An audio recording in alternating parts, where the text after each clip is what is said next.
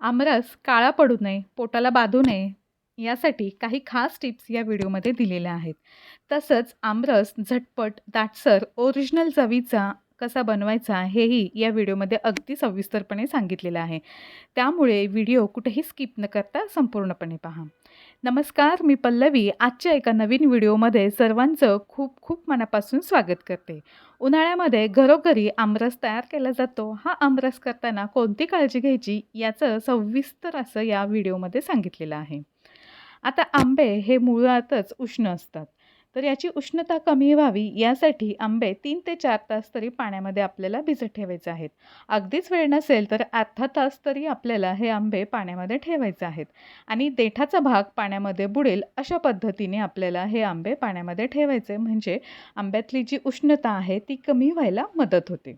आता आंब्याचा देठ कापून घेऊया आणि त्यानंतर इथे व्हिडिओमध्ये जसं दाखवलं आहे त्या पद्धतीने आंब्याच्या अशा फोडी करून घ्यायच्या आणि मध्ये चिरा देऊन घ्यायच्या आहेत.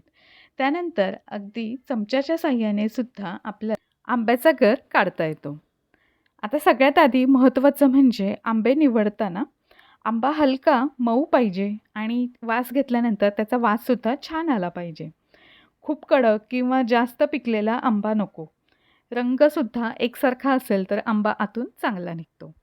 तर अशा पद्धतीचे आपण आंबे निवडल्यानंतर आपला आमरससुद्धा खूप छान होतो.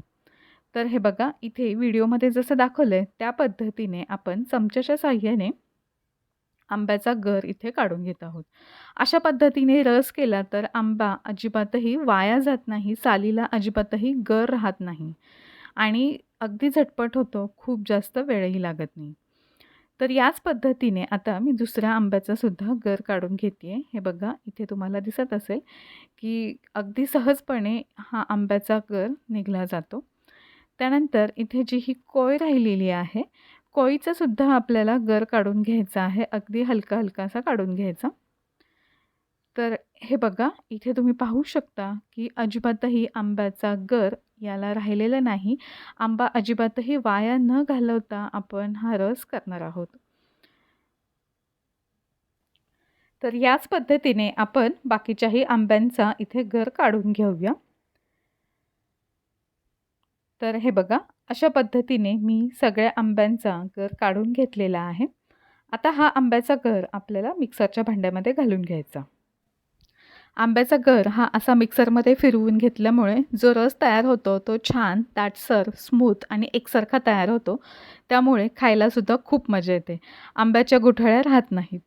तर हे बघा, अशा पद्धतीने आपण हे सगळे मिक्सरच्या भांड्यामध्ये काढून घेतलेलं आहे. आता यामध्ये थोडीशी साखर घालून घेऊया आणि 4 ते 5 बर्फाचे खडे घालायचे आहेत आणि मिक्सर ऑन ऑफ करत आपल्याला हा गर मिक्सरमधून फिरवून घ्यायचा आहे. जेणेकरून हे मिक्सरचं भांडं गरम होत नाही आणि पर्यायाने हा आपला रससुद्धा अजिबात काळा पडत नाही आणि एकसारखा दाटसर तयार होतो.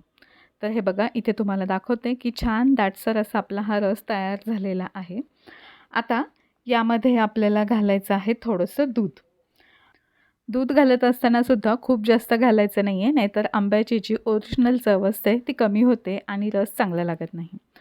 थोडंसं दूध घालून घेतलेलं आहे, म्हणजे एकसारखा असा हा रस तयार होतो आणि काळासुद्धा पडत नाही. तर हे बघा, सगळं छान व्यवस्थित एकत्र केल्यानंतर इथे तुम्हाला दिसत असेल की रंगसुद्धा खूप छान आलेला आहे आणि एकसारखा दाटसर असा तयार झालेला आहे. तर आता आमरस असा तयार झाल्यानंतर हा आमरस काढत असताना स्टीलचं भांडं शक्यतो वापरू नका. काचेचंच भांडं वापरायचं आहे. स्टीलच्या भांड्यामध्ये रस जास्त वेळ राहिला तर तो काळा पडू शकतो. आता यानंतर आपण घातलेली आहे थोडीशी मिरेपूड आणि सुंठपूड घालून घ्यायची आहे. यामुळे हा रस आहे तो पोटाला अजिबात बाधत नाही आणि वाढत असताना यामध्ये वरून थोडंसं तूपसुद्धा घालू शकता. आता या भांड्यावरती झाकण ठेवायचं आहे आणि हा रस फ्रीजमध्ये थंड करायला ठेवायचा आहे. आमरस हवेच्या संपर्कात आला तर ऑक्सिडाइज होतो, त्यामुळे रंग थोडासा ब्राऊन किंवा डार्क होतो.